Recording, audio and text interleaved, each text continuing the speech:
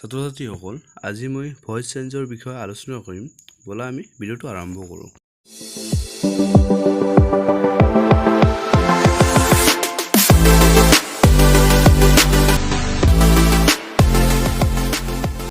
আজি মই ভইচ চেঞ্জৰ বিষয়ে আলোচনা কৰিম। ওকে, ভইচ আজি আমাৰ হ'ব পাষ্ট পাৰফেক্ট টেন্স। ঠিক আছে, পাষ্ট পাৰফেক্ট টেন্সৰ ভইচ চেঞ্জ। নম্বৰ 3 আছিল past perfect tense or voice sense. Okay, তো আজি আমি আলোচনা কৰিম past perfect tense or voice sense. তো past perfect tense or voice sense টো হ'ল যে ইয়াৰ আগত আমাৰ ফৰ্মেশনটো জানিব লাগিব। ফৰ্মেশন এক্টিভত আছে। এক্টিভত ফৰ্মেশনটো হ'ল subject plus had plus PPP ভাব প্লাস অবজেক্ট। ঠিক আছে, এইটো হ'ল আমাৰ এক্টিভ ফৰ্মেশন। তো এতিয়া আমি জানিব লাগিব পেসিভ ফৰ্মেশনটো। ওকে, সো এতিয়া পেসিভ ফৰ্মেশনটো হ'ব object plus had plus been plus PPP ভাব প্লাস বাই প্লাস সাবজেক্ট। ওকে, এইখিনি হ'ল আমাৰ পেসিভ ফৰ্মেশন। এতিয়া আমি জানিব লাগিব, এতিয়া আমি উদাহৰণ দিম। ঠিক আছে, এক্সাম্পল আলোচনা কৰিম। Example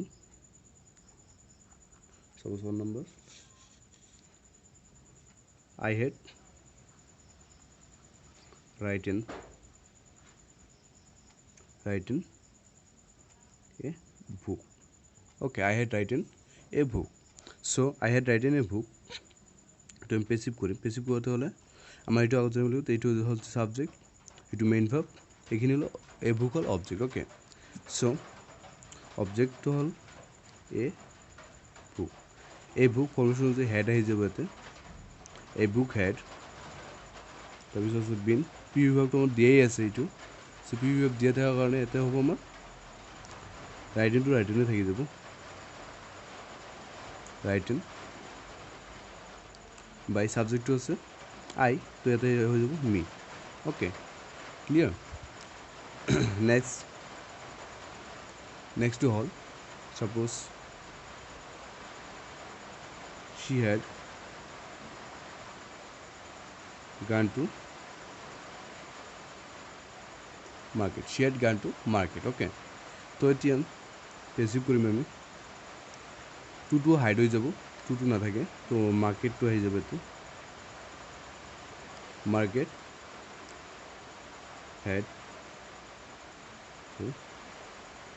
market had been formation অনুযায়ী আহি যাব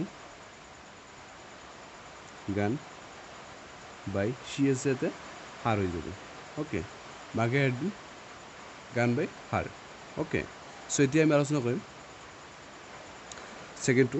এতিয়া আমি ফিউচাৰ ইনডিফিনিট টেন্সটো আলোচনা কৰিম। নম্বৰ 3:1। ওকে, নম্বৰ 3:1 আছে আমাৰ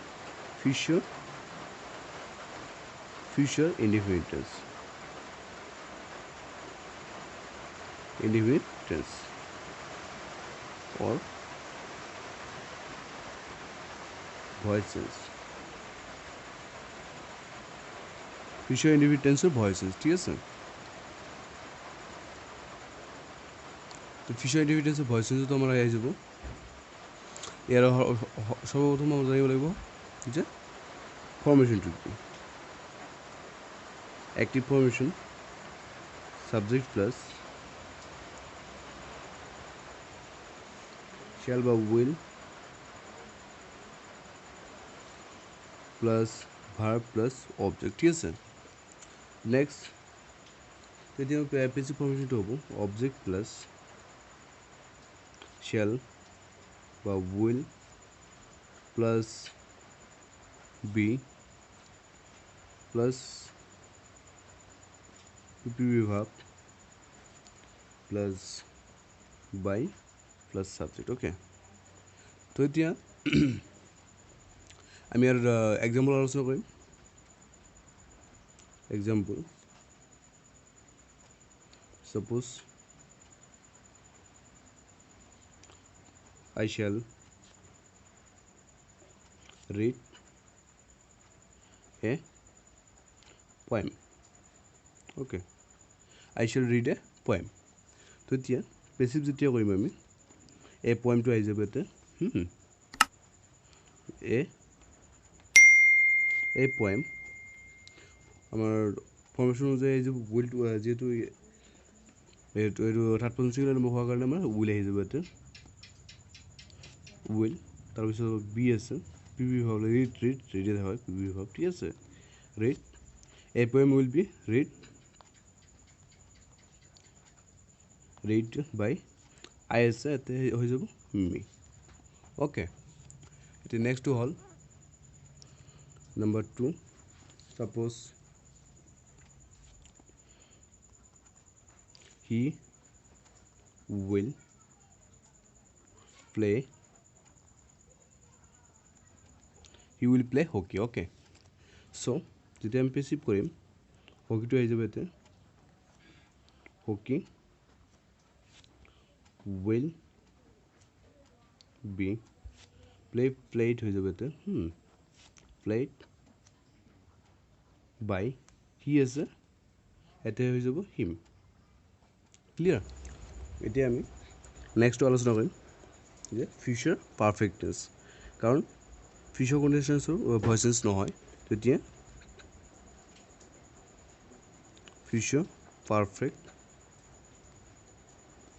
tense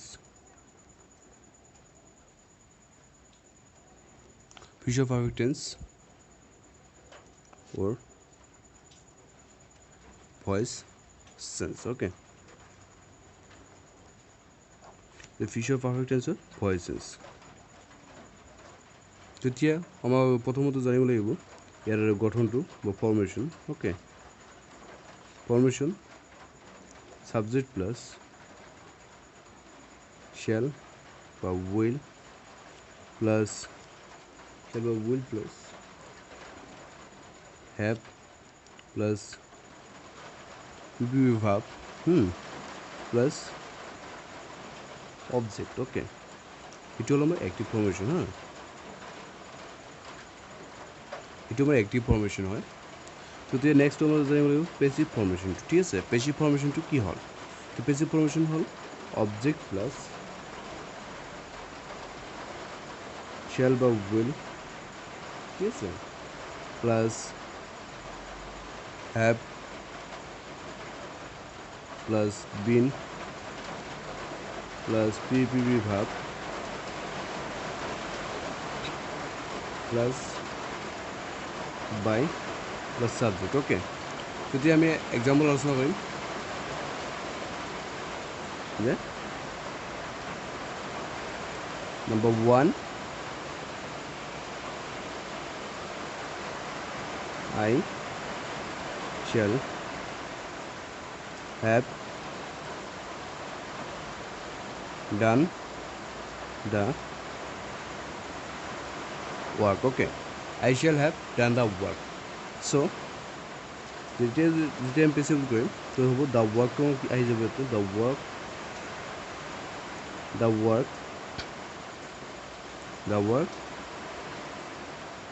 will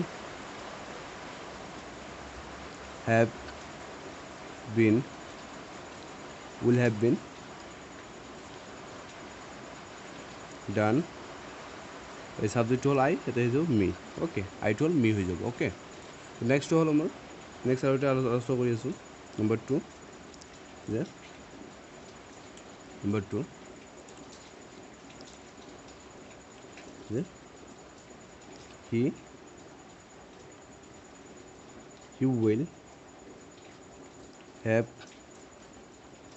he will have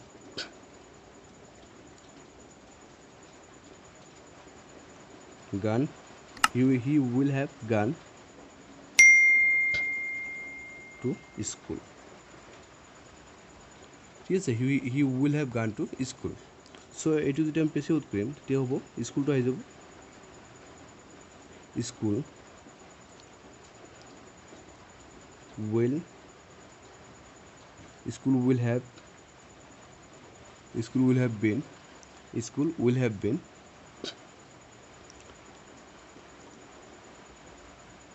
gone school will have begun